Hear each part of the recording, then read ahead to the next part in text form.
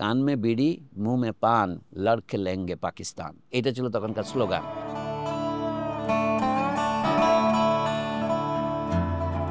আমাদের দেশভাগ বলতে যেটা বলছেন, এখানেও ইতিহাসকে চুরি করার একটা ব্যাপার আছে। ইতিহাসে এক কথা আসে চুরি, কতগুলো আছে সদাগরি। ইতিহাস দুই প্রকারের আছে। আমাদের সদাগরি ইতিহাসটা মানে প্রকাশ্য ইতিহাসটা হচ্ছে কি, 1947 সনে বাঙালিরা ভুল করেছিল পাকিস্তানে যোগ দিয়ে। প্রশ্নটা ছিল তাই বাঙালি না মুসলমান, তখন তার মুসলমান পরিচয়টা বড় হয়ে উঠেছিল।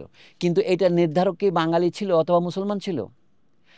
দেশ ভাগ হবে কি হবে না, এটা বাংলাদেশের যে মুসলমানরা পাকিস্তান আন্দোলনের জন্য স্লোগান দিয়েছিল, কান মে বিড়ি মুহ মে পান লড়কে লেঙ্গে পাকিস্তান, এটা ছিল তখনকার স্লোগান। কৃষক এবং মজুর শ্রেণী পাকিস্তানের পক্ষে গিয়েছিল, কিন্তু তারা পাকিস্তান চায় না, তারা চেয়েছিল তাদের স্বশাসন। এবং তাদের স্বশাসনের জন্য তারা শেরে বাংলা আবুল কাসেম ফজলুল হককে ভোট দিয়েছিল। এবং আবুল কাসেম ফজলুল হকের পার্টি একা যেতে নাই সেই নির্বাচনে, মুসলিম লীগ গিয়েছিল। আবুল কাসেম মুসলিম লীগ করতেন না, কৃষক প্রজা পার্টি করতেন। 1937 সালের নির্বাচনের কথা বলছি, 1935 সনের ভারত শাসন আইনের অধীনে হয়েছিল।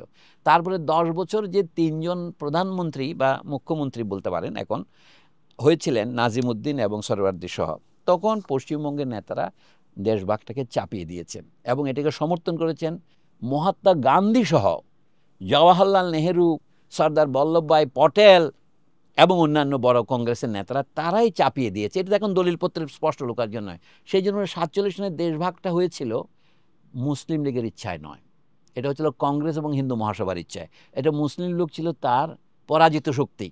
কিন্তু সেই যেটা পেয়েছিল, তারা তো চেয়েছে, মুসলিম লীগওয়ালারা কি চেয়েছিল, তার বিশেষ করে একটা অংশ চেয়েছিল ফেডারাল যুক্ত বাংলা, ইউনাইটেড বেঙ্গল। তো সেই প্রস্তাব পরাজিত হয়ে তাদেরকে আর্ধেক, জিন্নার ভাষায় maimed, mutilated and moth eaten Pakistan তাকে দেওয়া হয়েছিল। আচ্ছা, তারপরে আমাদের কোনো দ্বন্দ্ব ছিল না। আমরা তখন বলেছি যে পাকিস্তানে যখন আমরা মেজরিটি, এটা বলি যে শতকরা 63 জন পূর্ব বাংলার মানুষেরা ছিল, হিন্দু মুসলমান মিলে। কিন্তু পরবর্তীকালে বহু হিন্দু পশ্চিমবঙ্গে যাওয়ায় উস্কানির ফলে এটা কমতে কমতে 56-তে আসে জনসংখ্যা। পাকিস্তানের মোট জনসংখ্যা 56 হয়েছে আমরা 50-এর দশকে, 47 সনে ছিলাম না। এই দশকে আমাদের যে জনসংখ্যার যাকে বলে বিনিময় হলো, ভারত থেকে মানুষ আসলো, পাকিস্তান থেকে ভারতে গেল, সাম্প্রদায়িক দাঙ্গা হতে থাকলো। আমি লম্বা কাহিনীতে যাচ্ছি না। 71 সনে যখন আমরা এলাম, তখন আমরা হঠাৎ বাঙালি হয়ে গেলাম। আহমদ সাহেব বলেছিলেন না, বুদ্ধিজীবীরা আগে পাকিস্তানে ছিলেন, এখন বাঙালি হয়েছেন, তাও ঠেলায় পড়ে। এই একই জনগোষ্ঠী একবার পাকিস্তানি হয়েছিল, আবার তারা বাংলাদেশি হয়েছে। তাহলে জুনটা ধ্রুব জিনিসটা কি? ধ্রুব জিনিসটা হচ্ছে তার বেঁচে থাকার আকাঙ্ক্ষা, সভ্য সমাজের সদস্য হিসেবে বেঁচে থাকার, তার জীবন মানকে উন্নত করার যে আকাঙ্ক্ষা। একবার সে তার প্রতিবেশীকে পেয়েছে তার শত্রু হিসেবে। বর্ণ হিন্দুর দল বাংলার মাত্র শতকরা 10 জন, আর বাংলার তফসিলি হিন্দুরা 35 জন, আর মুসলমানরা 55 জন। এই ছিল বাংলার নিখিল বঙ্গ 1911 থেকে 1947 পর্যন্ত বাংলাদেশের এই ছিল চিত্র। যে বর্ণ হিন্দুরা মাত্র শতকরা 10 জন, তখন তারা তফসিলি হিন্দুদেরকে দলে টেনে নিল, যদিও তাদের নেতা যোগেন মণ্ডলকে পুরোপুরি নিতে পারেননি। নিলেও তারা তখন বলে কি, আমাদেরকে একটা পশ্চিমবঙ্গ দিতে হবে। যে সমস্ত জেলায় হিন্দুরা, মানে হিন্দু বলতে আগে সংখ্যা বদলাইতে হলো, দলিত হিন্দু যারা, তারাও হিন্দু, এইভাবে ধরে দেশটাকে ভাগ করলো।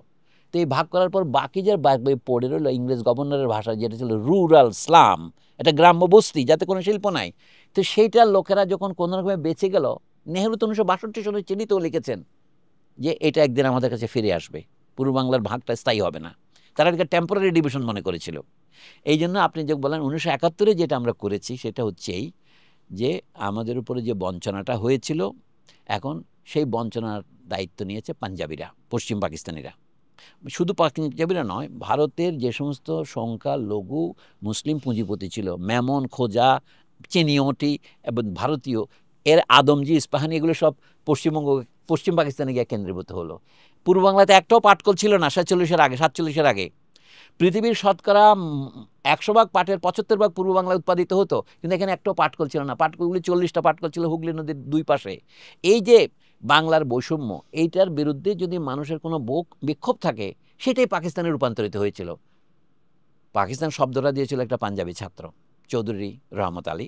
পাকিস্তানকে জিন্না সাহেবও প্রথমে পছন্দ করেন নাই, পরে তিনি দেখলেন যে এইটা তার, আয়েশা জালাল তার ইতিহাসে লিখেছেন, এটা হলো বার্গেনিং চিপ, যে আমাকে যদি তুমি না দাও, ভারতীয়দের বলেছে যদি আমাকে তুমি প্রাদেশিক স্বায়ত্তশাসন দাও তাহলে আমি পাকিস্তান চাই না।